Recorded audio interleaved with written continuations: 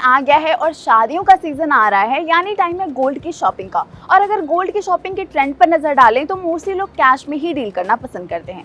लेकिन क्या आप बिना किसी लिमिट के कैश में गोल्ड खरीद सकते हैं, या फिर इस पर इनकम टैक्स डिपार्टमेंट की नजर होती है? और क्या आपको गोल्ड में निवेश करने के लिए कोई ID प्रूफ देना होता है?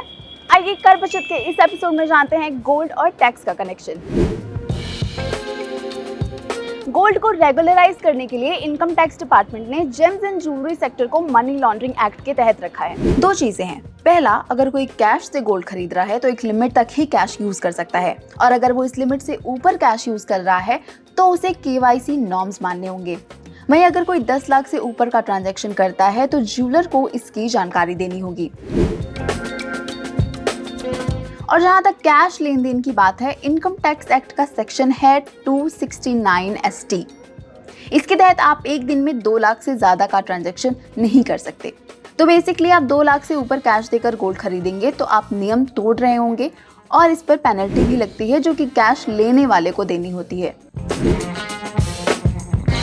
इसके अलावा अगर प्रूफ की बात करें तो अगर आप 2 लाख से ऊपर की वैल्यू का गोल्ड खरीद रहे हैं तो आपको अपने पैन की डिटेल्स देनी है, चाहे आप कैश से पेमेंट कर रहे हैं या किसी भी दूसरे तरीके से। तो अब जान लेते हैं कि जब आप गोल्ड खरीदते हैं तो आप कौन कौन से चार्जेस चुका रहे होते हैं। गोल्ड पर सबसे पहले तो 10% इंपोर्ट ड्यूटी लगाई जाती है। इसके अलावा 3% GST और मेकिंग चार्जेस भी आपको देने होते हैं।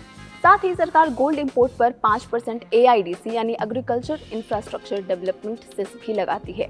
आखिर में अगर आप एक साल में 1 लाख से ज्यादा की वैल्यू का गोल्ड खरीदते हैं तो आपको इस पर 1% TDS भी भरना होता है। तो ये था आपका गोल्ड और इनकम टैक्स का कनेक्शन। कर बचत के आज के इस वीडियो में इतना ही। बाकी बिजनेस और पर्सनल फाइनेंस की खबरों के लिए देखते रहें जी बिजनेस।